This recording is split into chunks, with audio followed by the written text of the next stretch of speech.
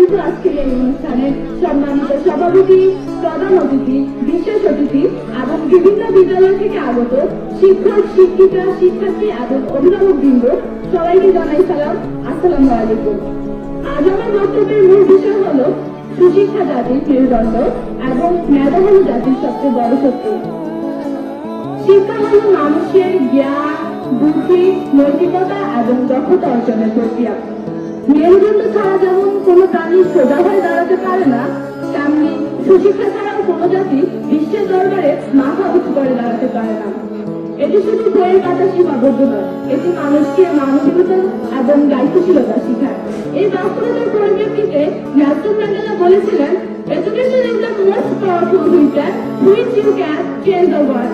যার অর্থ হলো শিক্ষা হলো তোমার সবচেয়ে শক্তিশালী অস্ত্র, যার মাধ্যমে তুমি পুরো পৃথিবীকে বদলাতে পারো। আজকের এই দিনে আমি আমার বাবার কথা স্মরণ করছি। তিনি আমাকে বলতেন, শিক্ষা এবং মেধা হলো তোমার সবচেয়ে শক্তিশালী অস্ত্র, এগুলোকে কখনো ছোট চোখে দেখো না। বাবার এই কথা আমাকে প্রতিদিন অনুপ্রেরণা করে মেধাকে সম্মান দিতে এবং শিক্ষার আলো ছড়িয়ে দিতে। তিনি শুধু আমার প্রেরণা নন, বরং তখন শিক্ষক। একটি সুসংগঠিত, উন্নত এবং কুসংস্কারমুক্ত সমাজ গঠনের মেধার কোনো বিকল্প নেই। একটি মেধাবী মানুষ পারে বিজ্ঞান, প্রযুক্তি এবং নতুন উদ্ভাবন আসে মেধাবী মানুষের হাত ধরে। ইতিহাস প্রমাণ করে যে যে জাতি মেধার প্রতি গুরুত্ব দিয়েছে সে জাতি উন্নতি শিখরে পৌঁছেছে। তাই তো তাত্ত্বিক পদার্থবিজ্ঞানী আলবার্ট আইনস্টাইন বলেছিলেন, education is the not learning of facts but the learning to think. যার অর্থ হলো শিক্ষা শুধু তথ্য শেখা নয়, এটি মানুষকে চিন্তা শক্তিও তৈরি করে।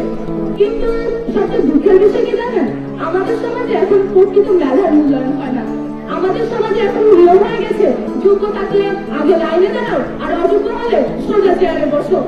পক্ষপাত আর সহযোগিতা জুড়ে এখন অনেকে সিঁড়ি ছাড়ে লিফটে উঠে যায়, আর যোগ্য মানুষ সে তো এখনো নিচে দাঁড়িয়ে অপেক্ষা করে। এত শুধু একজন মেধাবী না, পুরো জাতির ক্ষতিগ্রস্ত হয়। তাই আমাদের উচিত যোগ্যতার ভিত্তিতে মেধাকে লালন করা এবং সঠিক সুযোগ প্রদান করা। মেধা এবং শিক্ষা হলো কুসংস্কারের বিরুদ্ধে সবচেয়ে শক্তিশালী অস্ত্র। বাল্য বিবাহ, নারী নির্যাতন এবং অন্ধবিশ্বাস এসব সামাজিক বিধি থেকে দূরে থাকতে মেধার কোনো বিকল্প নেই। গবেষণায় দেখা গেছে, মেয়েরা যদি মাধ্যমিক শিক্ষা সম্পন্ন করে তাহলে বাল্য বিবাহের হার প্রায় 2 থেকে 3 কমে যায় এবং বাংলাদেশের স্বাধীনতার পর সাক্ষরতার হার ছিল প্রায় 16%। বর্তমানে এই সাক্ষরতার হার এসে দাঁড়িয়েছে 75%। এটাই প্রমাণ করে যে বইয়ের জ্ঞান নয়, এটি মানুষের জীবন বদলে দেওয়ার শক্তি। এটি নারী শিক্ষা যথাযথভাবে গুরুত্বপূর্ণ। একটি শিক্ষিত নারী একটি শিক্ষিত পরিবার গড়ে তোলে, আর একটি শিক্ষিত পরিবার গড়ে তোলে একটি শিক্ষিত জাতি। তাই তো নেপোলিয়ন বোনাপার্ট বলেছিলেন, give me an educated mother and I will give an educated nation। অর্থাৎ আমাকে একটি শিক্ষিত জাতি মা দাও, আমি তোমাদের একটি শিক্ষিত জাতি উপহার দিব। এতে নারী শিক্ষার প্রতি বিনিয়োগ মানে নারীর ভবিষ্যৎ নয়, পুরো জাতির ভবিষ্যতের প্রতি বিনিয়োগ। আজকের শিক্ষার্থীরা আগামী দিনের দেশ গড়ার কারিগর, তাই তাদের মেধাকে যথাযথভাবে কাজে লাগানো উচিত, তাহলেই তারা দেশের জন্য অসাধারণ অবদান রাখবে।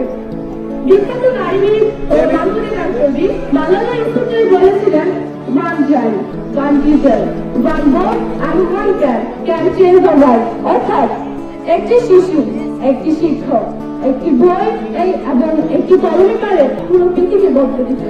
পরিশেষে বলতে চাই, মেধাকে সম্মান দিন, শিক্ষাকে সর্বোচ্চ অগ্রাধিকার দিন, তাহলে একটি সুশিক্ষিত, কুসংস্কার মুক্ত এবং উন্নত জাতি হিসেবে আমরা গড়ে তুলতে পারবো।